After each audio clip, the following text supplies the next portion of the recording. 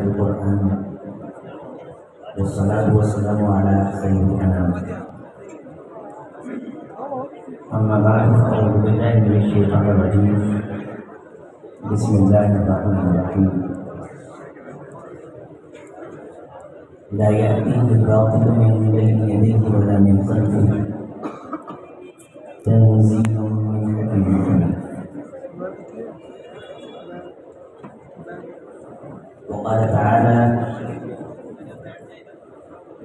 إنا سنلقي عليك قولا ثقيلا.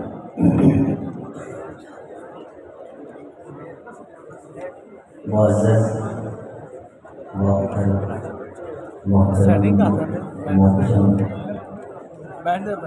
اساتذہ دین، ارباب فکر و دانش، مشائخ اعظام، طلباء کرام، آج کا یہ عظیم الشان پروگرام ان طلباء کے نام ہے جنہوں نے اپنے گھر بار کو قرآن کی تعلیم کے لیے خیرباد کیا،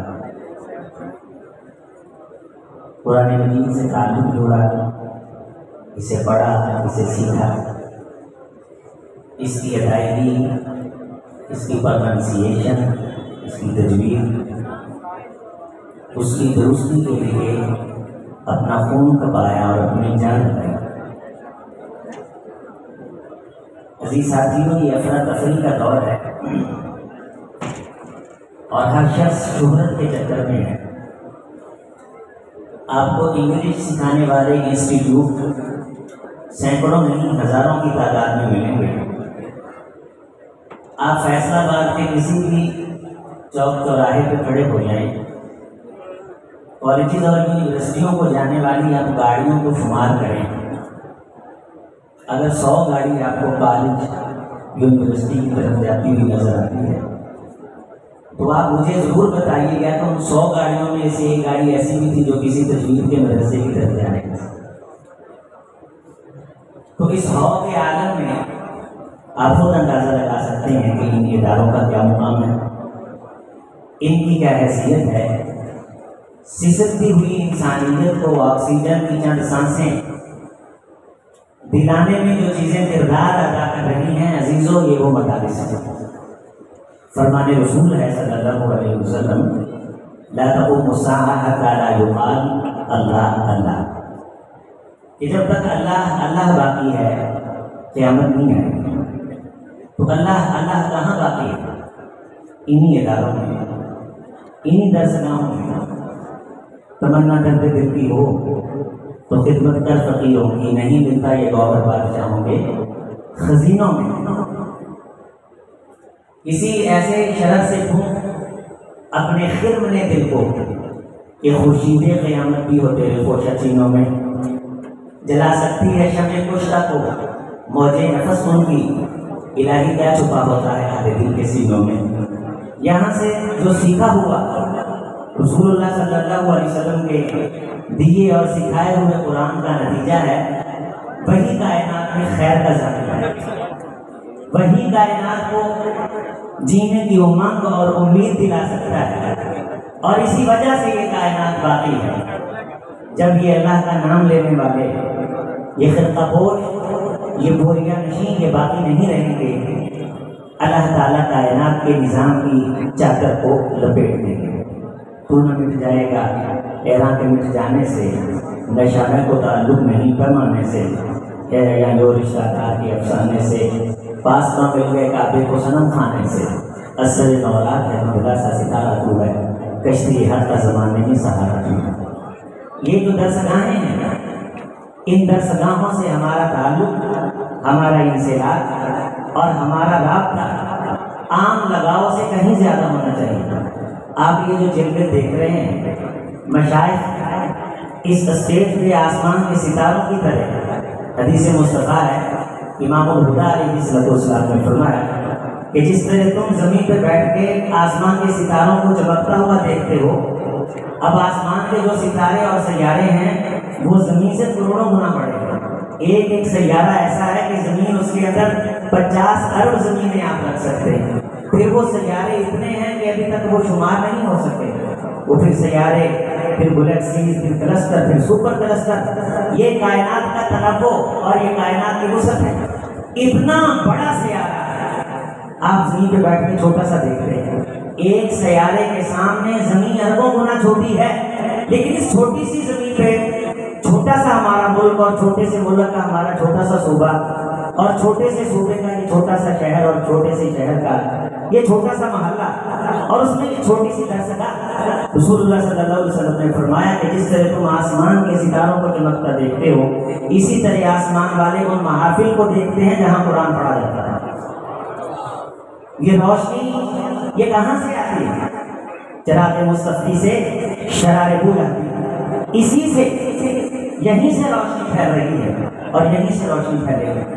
میں مبارکباد پیش کرتا ہوں ان تمام دوستوں احباب کو جنہوں نے اس درسگاہ کے ساتھ تعاون کیا اور اس کی سرپرستی ہمارے برادر قاری عبدالسلام عزیزی صاحب فرماتے ہیں.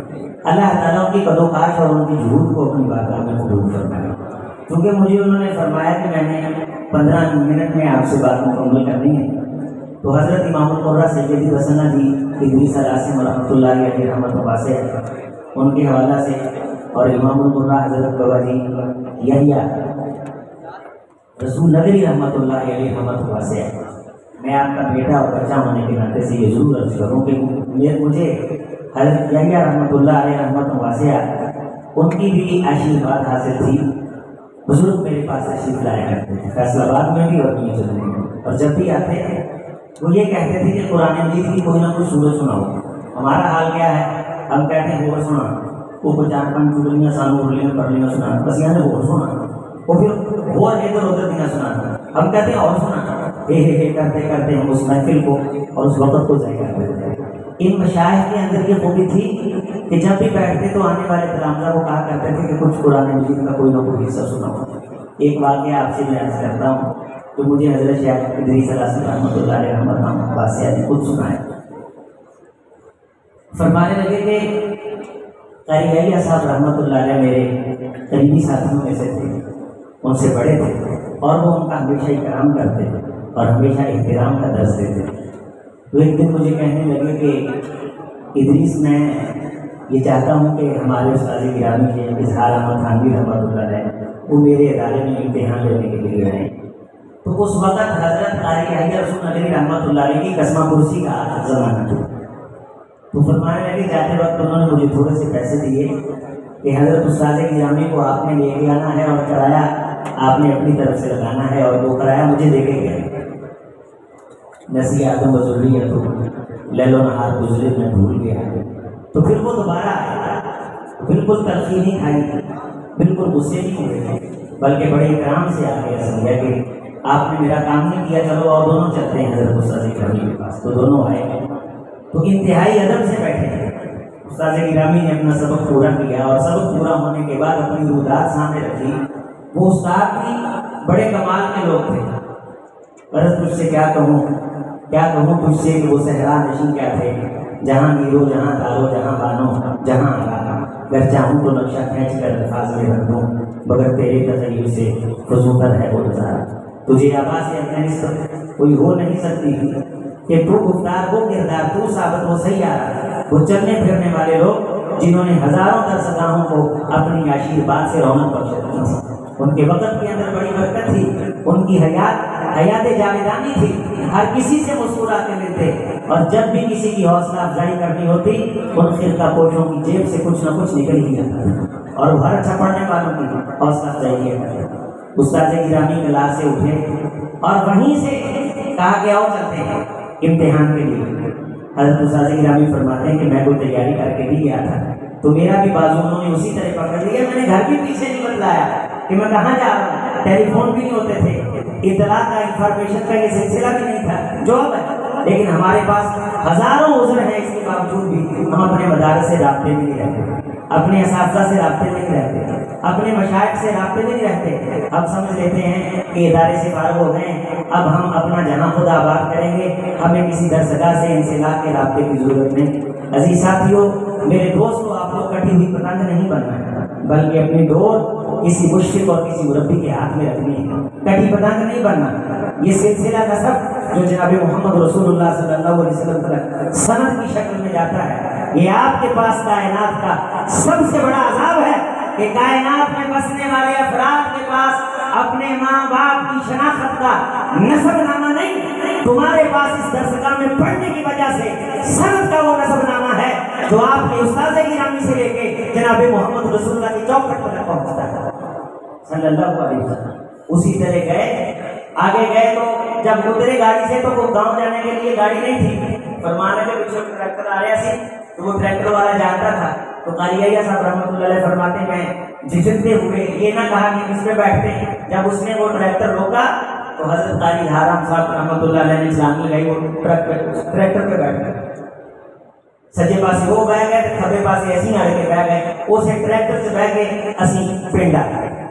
امتحان لیا، واپس جاتے وقت ٹریکٹر بھی نہیں ملا، واپس جاتے وقت وہ گدا گاڑی ملی، اسی پہ بیٹھ کے شہر کے اڈے تک آئے۔ لیکن ہمارے ایکنے بیکنے کھیتنے ان کی اندر سروٹ آتی ہے، ہم یہ سمجھتے ہیں کہ استاد کا جوتا سیدھا کریں گے شاید ہماری شان میں فرق آئے گا، لیکن آپ نے اپنی آنکھوں سے دیکھا ہوگا اپنے استاد گرامی ابی قاری عبدالسلام صاحب کو کہ وہ اپنے مونڈوں سے اساتذہ کے قدموں کا سچ مچ میں بوسہ دیتے ہیں۔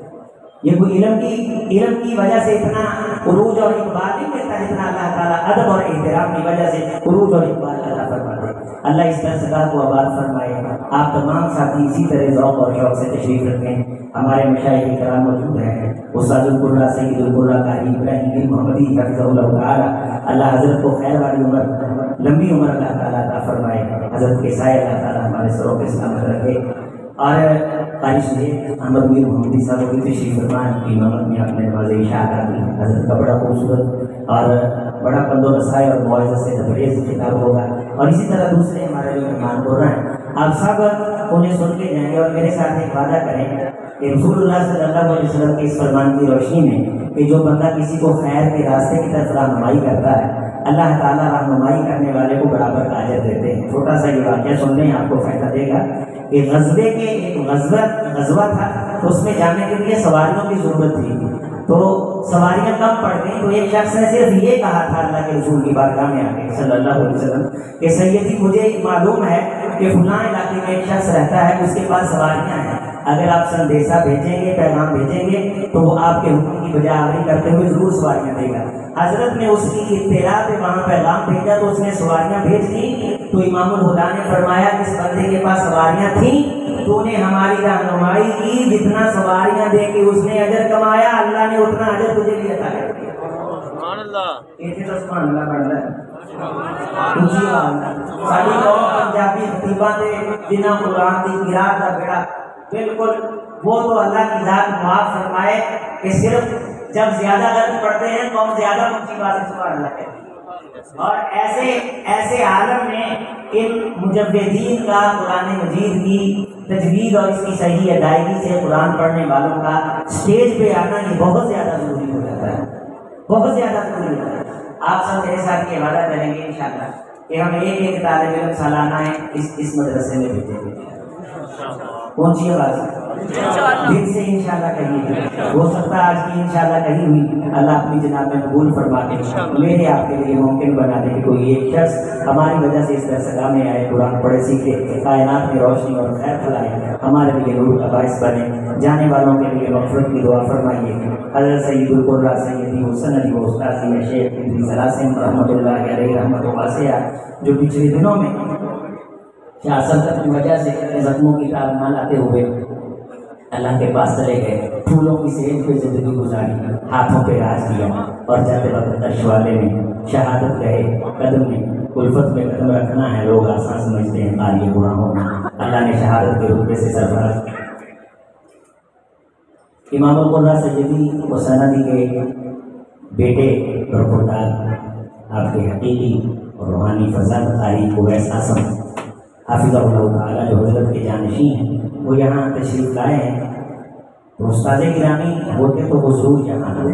دیکھیں کتنی اونچی سیڑھیاں ہیں، یہاں قاری صاحب کی محبت تھی جو انہیں اتنا اونچا لے آئی تھی، وہ بڑے جذبہ تازہ کے ساتھ، ایک ولولہ تازہ کے ساتھ وہ یہاں پہنچ جایا کرتے تھے۔ آج ان کا نام یہاں زندہ ہے. بولیں آج ان کا نام بس میں علم و عرفاں میں آج بھی زندہ ہوں. تلاش کر میری محفل میرا مزار نہ پوچھ. ان محفلوں میں ان کا نام زندہ ہے. حضرت قاری یحییٰ صاحب رحمۃ اللہ علیہ کا تذکرہ خیر ہو رہا تھا، اور جو تذکرہ خیر ہوتا ہے اللہ تعالیٰ قبر کے اندر فرشتوں سے انہیں مبارکباد بھیجتا ہے کہ خیر کی مجلس میں تمہارے خیر بھرے تذکرے ہو رہے. اے خیر کے دائی، قرآن مجید کے ساتھ تعلق کو مضبوط کرنا ہے. اس کی ادائیگی وہ بڑی مشکل ہے. شیخ فرمایا کرتے تھے اِنَّا سَنُلْقِي عَلَيْكَ قَوْلًا ثَقِيلًا. میں نے ایک دن سوال کیا حضرت یہ قول ثقیل ہے، اور ایک جگہ یہ بھی ہے وَلَقَدْ يَسَّرْنَا الْقُرْآنَ لِلذِّكْرِ فَهَلْ مِن مُدَّكِرٍ. فرمانے لگے کہ فہم آسان ہے. کیا فرمانے لگے؟ فہم آسان ہے. ہمارے بعض ان لوگوں کو جن کو قرآن کا ترجمہ آتا ہے نا، اور زیادہ اچھا ترجمہ آتا ہے، یہ 4-5 صیغے آتے ہیں، کچھ گرامر آتی ہے، انہیں ہم سے بڑا مسئلہ ہے. کالیاں ناروں اللہ واسطے کی محبت ہے.